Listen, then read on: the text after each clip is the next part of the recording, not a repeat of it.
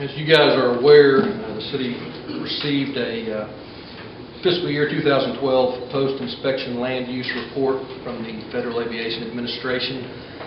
That was received on July 27th, 2012. They asked for us to give them a plan to address their concerns within 30 days. As you're aware, you guys asked me to review that report, review the pertinent documents and the law concerning those various issues, and then to respond appropriately to the FAA. The letter I've handed you is what was sent today to Mr. Ed Agnew, who is the manager of the Arkansas-Oklahoma Airport Division for the FAA. Copies of this letter were also sent to some other interested parties, which would be Edward Chambers, the engineer who conducted the inspection, Victor Bird, who's the director of the Oklahoma Aeronautics Commission, Michael Huerta, who's the acting administrator of the Federal Aviation Administration, and also to the Honorable Senator James Inhofe, since he is one of our federal representatives and who deals a lot with airports, and I believe is on the board that oversees FAA. What I'd like to do is just read you the letter, read you the response so that it is public, and then if you as a commission have any questions, I'd be happy to try to answer those.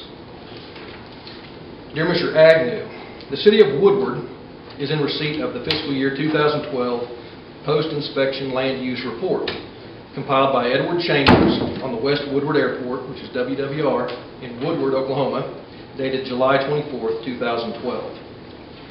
It appears this inspection was conducted on your recommendation.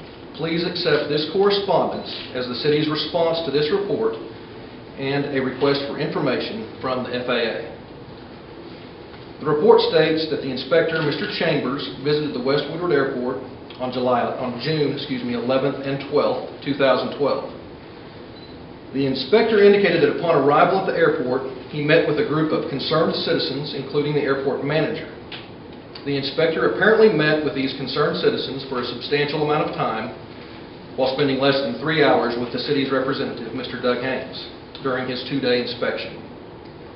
The city would request that the inspector identify the concerned citizens upon whom the inspector relied to provide information concerning the city's operation of its airport and the surrounding industrial properties. Prior to receiving the report, the city manager, Mr. Alan Riffle, was contacted by Randy Ellis, an investigative reporter with the Daily Oklahoman, on July 27, 2012.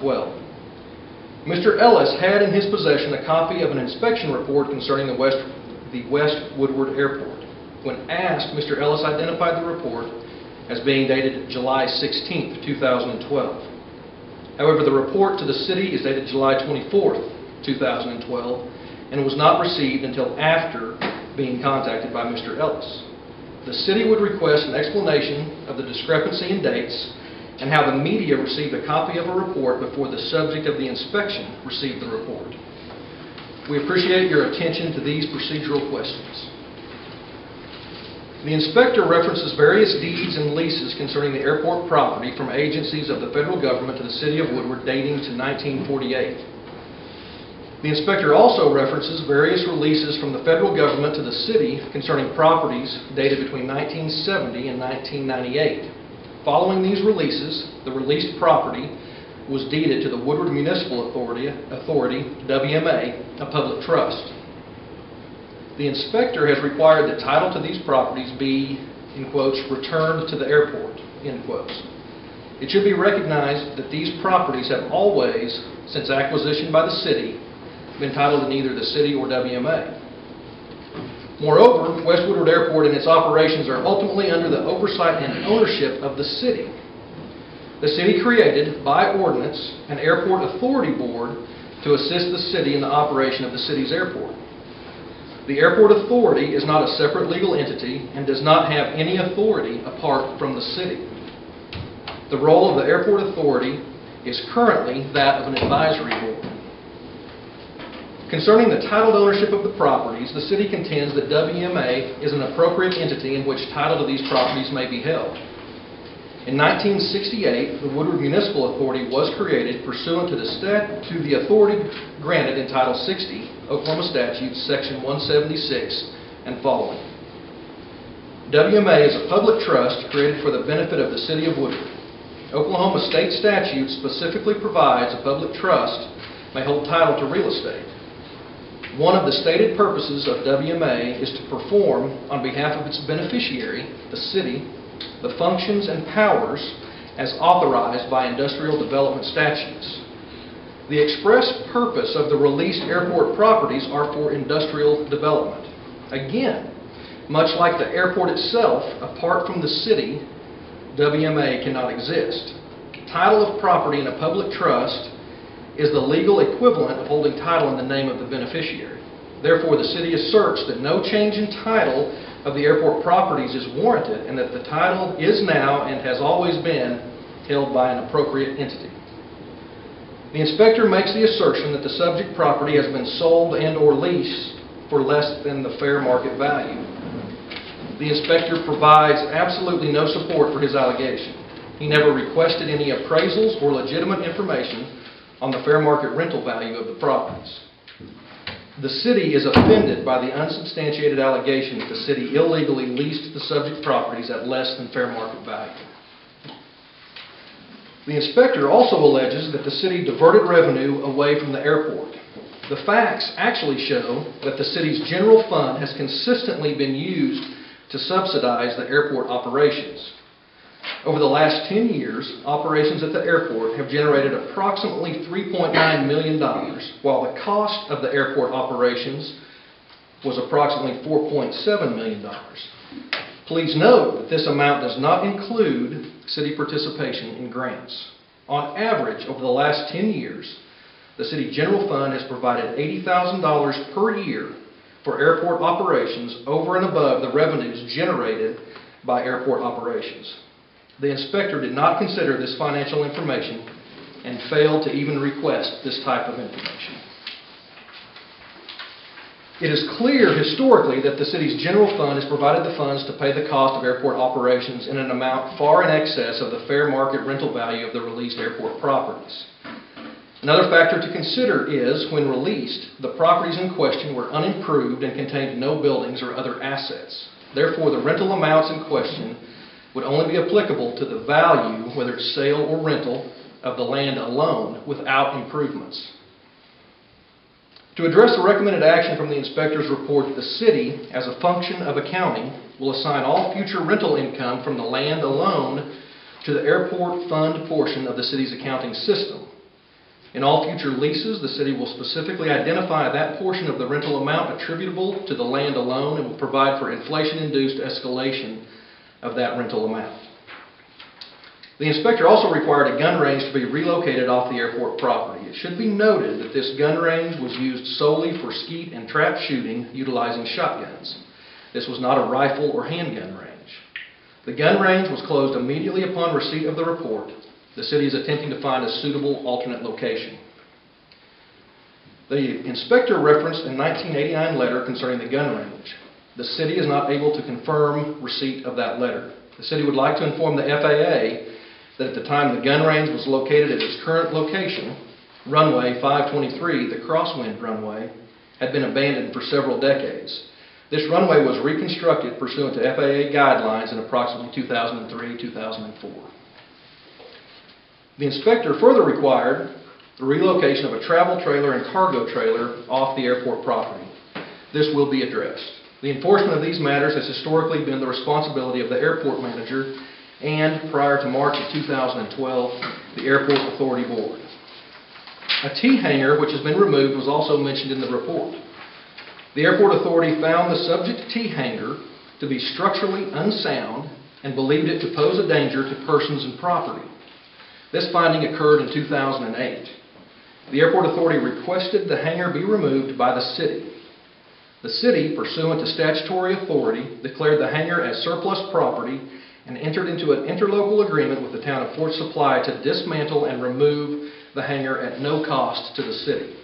In all aspects, this procedure was done according to law. Finally, the inspector referenced the disposition of a portion of asphalt milled from the abandoned crosswind runway. As part of the reconstruction of runway 523, the FAA authorized the milling of the abandoned runway and the use of the millings in the base of the reconstructed crosswind runway and the storage of the remainder of the salvaged materials. It is the city's understanding that salvaged material from the airport may be sold so long as either the proceeds from the sale be credited to the airport fund within the city's accounting system or the amount received be taken into account in any subsequent AIP grant applications. The city requested offers to purchase the millings, and the city sold millings to two separate entities which have no inappropriate ties to the city or any of its officials. The city sold approximately 1,000 tons at approximately $3.50 per ton, with the buyers providing all loading and transport of the product from the airport property. The inspector stated an estimated value and amount with no support for those allegations. If there were millings, or if there are millings, which cannot be accounted for either by being used in the reconstruction process, sold as described above, or still remaining at the airport property, the removal of these amounts occurred without the consent of the city or its officials. The airport is fenced, gated, and is supposed to be locked. The responsibility for the monitoring of the fences and gates is upon the airport manager, and prior to March of 2012, the Airport Authority Board. The airport fund, as part of the city's accounting system, will be credited with the amount received by the city for the sale of the millings. The city believes this response addresses all legitimate concerns of the FAA as addressed in the FY 2012 Post-Inspection Land Use Report on the West Woodward Airport. The city considers all issues addressed and this matter closed.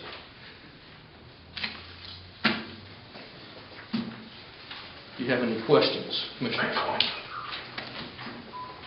Mr. Sims, I think you made it pretty clear in your response, but just to clarify, the rental amounts that all of these are talking about are relative to the unimproved land itself, not with any buildings or improvements made to it, correct? That is correct. So, in all of the instances out there where revenue is received from an ongoing entity that's operating as a business, and let's use, for example, $1,500 a month. A business that's operating out there that pays $1,500 a month to the city. Now, of that $1,500, there's only a small portion of that attributed to the actual cost of the land that would be relative to crediting back into the airport fund. That's correct. In the future, on leases, we will specifically address that separation of the value of the land as opposed to the value of the improvements as far as it relates to the rental amount. So the rental amount of the example I used of $1,500, that $1,500 is not subject where it all goes to the airport fund. Only the portion of the unimproved land. Correct. What you would look at is if you had a tract that was a couple acres with a building on it, it would need to be determined the fair market rental value of that, say, 2 acres without a building, land alone without improvements. That amount needs to be segregated from the rental amount and then be credited to the airport fund within the city's accounting system. The balance of that could then be applied to the general fund. I guess the other example of that would be most recently a pipe yard that was leased by an individual here that has no improvements other than some P's or whatever they're called, that the pipe stands that pipe sets on. That money of the rental of that particular piece of land, there are no improvements, so the land value that we receive for that is all transferred into the airport fund. If there are no improvements on the property, that would be the case. And that's the case, is what the city's doing. Is that correct, or do you know that? I don't know that for certain, but that's my understanding. And I think there is, on that particular situation there, that tenant has committed to spending some money on some improvements on that property also as part of their rental amount. So actually, if it's at $1,500 a month, I believe they're getting some credit for some improvements they're going to place on the property. Therefore, the amount of rent that we're actually receiving would be just for the land, if that makes sense. So really, from what I read and what I've heard you say, this stuff dates back from 1970 to 1998, which is 42 years ago. Correct. Until 1998, long before anybody sitting up here or anything had to do with any of that was ever on that commission or had anything to do with how that was run. The negligent thing, I suppose, that we have done would be is identifying how much each one of those parcels of property, land only, and showing if that's $1,500 a month in my example, and the land is worth $40 a month, we need to show that $40 a month transferred to the airport fund. But in reality, when we've supplemented the airport to the tune of $80,000 a year, there's no way that they weren't actually getting all of the revenue off of the land usage anyway, far above it. Is that correct? That would be our contention, yes. I believe there's approximately just a little bit under 190 acres that have been released. Not all of that is leased for industrial purposes at this point. Some of it is sitting vacant at this time. A very small portion of that 190 acres is actually leased for industrial purposes. So if you take out 190 acres, figure out what a fair market rental value is, that would be substantially less than the $80,000 a year that the city has added to the airport fund over the course of the last 10 years each year.